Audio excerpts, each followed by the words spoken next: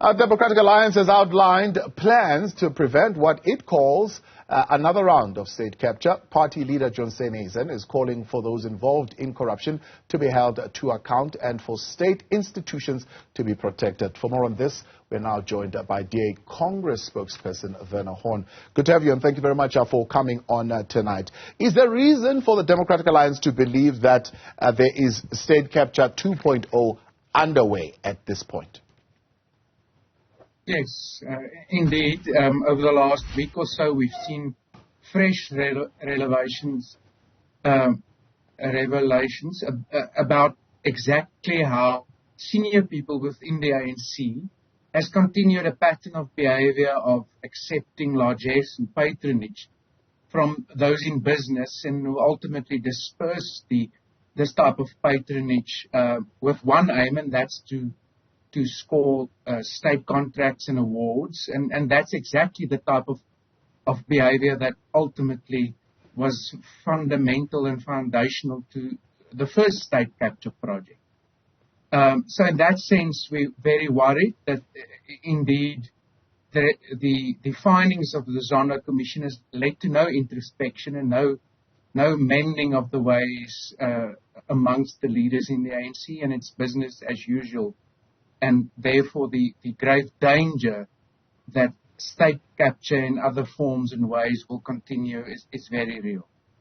So there are 3 areas or maybe more that you've highlighted that you want to at least challenge. One is the work of the Anti-Corruption Advisory Council, and you're expecting a response from the chairperson by the 18th of July. But the chairperson has previously said that we may need new institutions, yes, and he says it takes time. We should recognize that fighting corruption is not only a priority, but also there is no magic bullet. This is going to take effort, focus, and active citizenry and criticism of government, indicating that it was not going to happen overnight. He's only been in that office since August. He'll turn around to you and say it will take time. What is the DA going to say to that?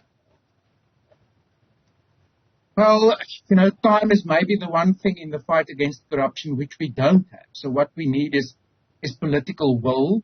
We also need institutions that is fortified and firewalled and protected from political manipulation. And in that sense, the Anti-Corruption Advisory Council don't need to go and invent the wheel. In our proposals today, and we will remind them of that once again if we get an opportunity to engage them, we went back to the Glenister judgment that was abused at the time to abolish the scorpions, in which the Constitutional Court said that there's a few minimum requirements for an anti-corruption entity to be successful in this country, and requirements it must meet and which government must adhere to. There's of course requirements which the government of the day didn't want to accept because it didn't suit them. And those are that this body must be truly independent, it must be well resourced, it must be allowed to recruit its own staff, to professionally train them. Both the leadership and the staff members must enjoy true security of tenure, and ultimately, in terms of financial resources, it should not be left to the whims of the government of the day. So these are basic implementable requirements which can, if there is a political will, be put in place on a fairly urgent basis.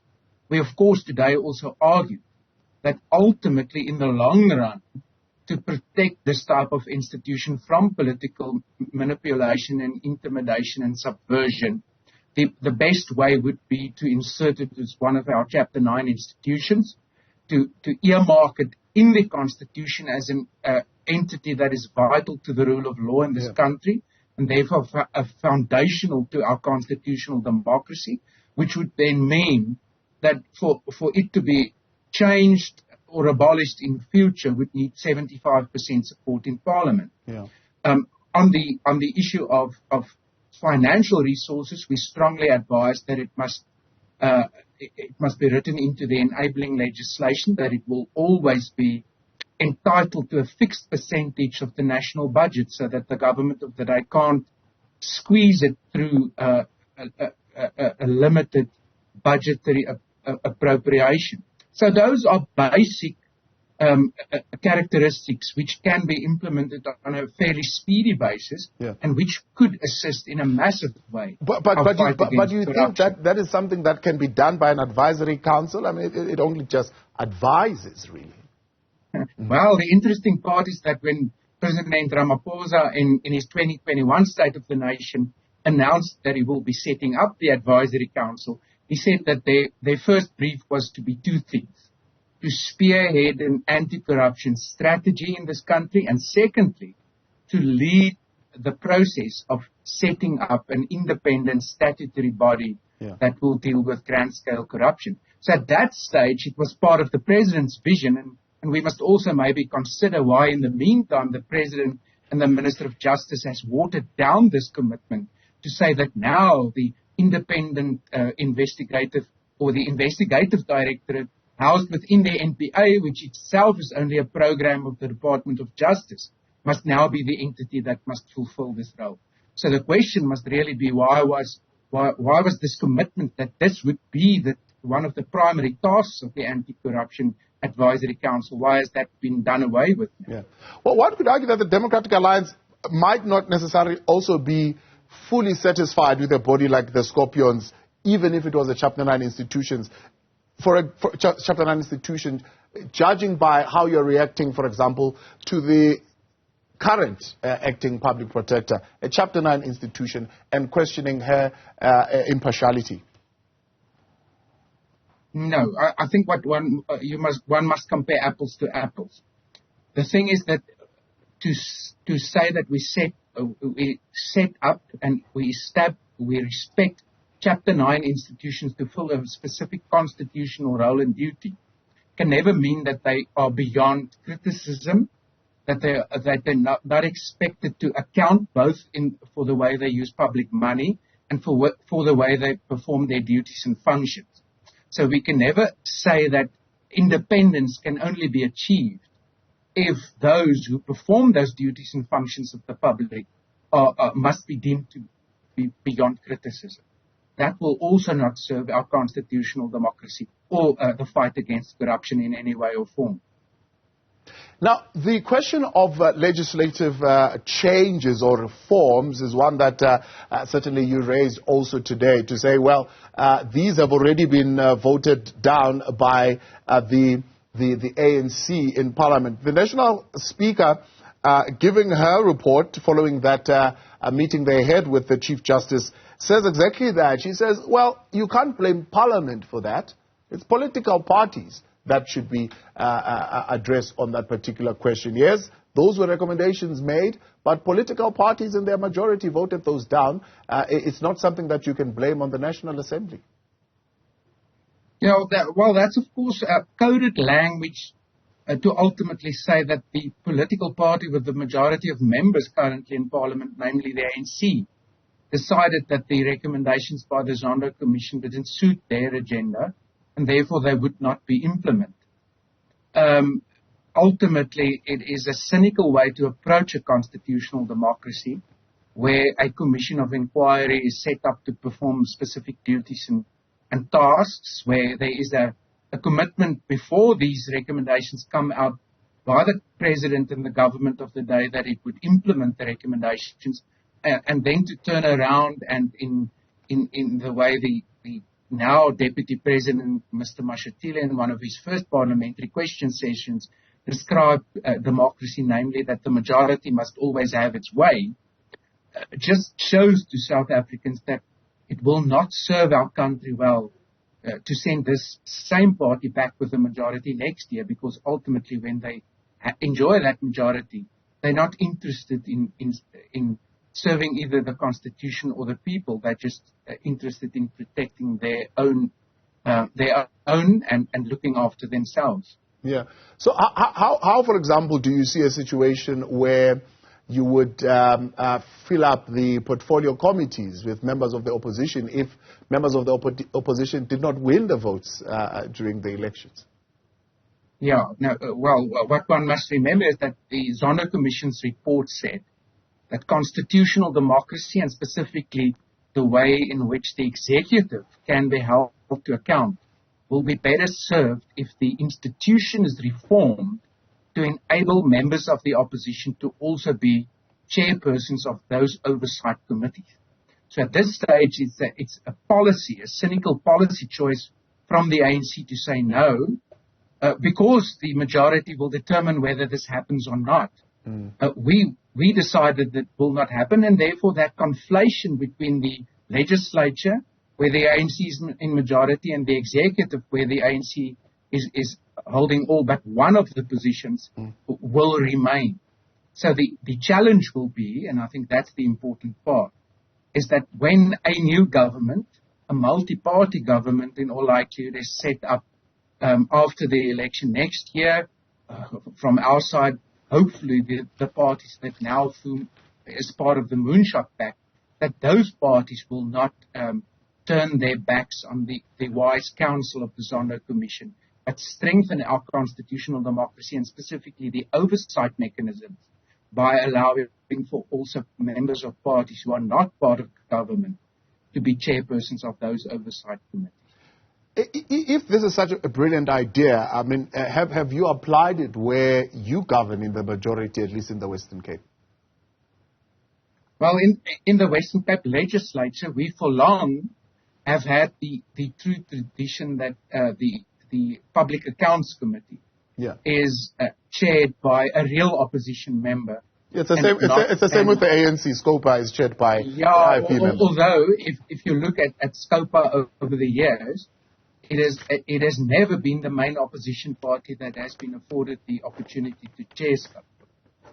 Whilst in the Western Cape legislature, we've always offered that position to the ANC.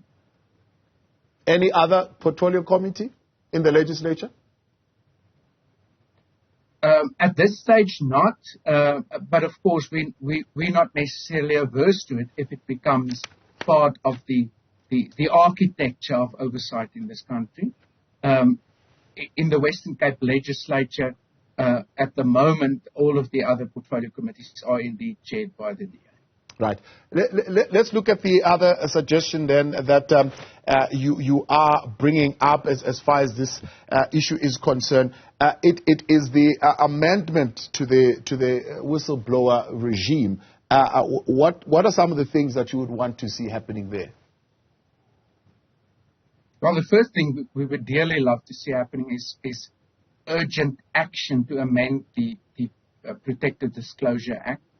It's a big worry to us that some of the serious weaknesses in the Act was well known even before the Zondo Commission came out and also made some remarks and recommendations on it.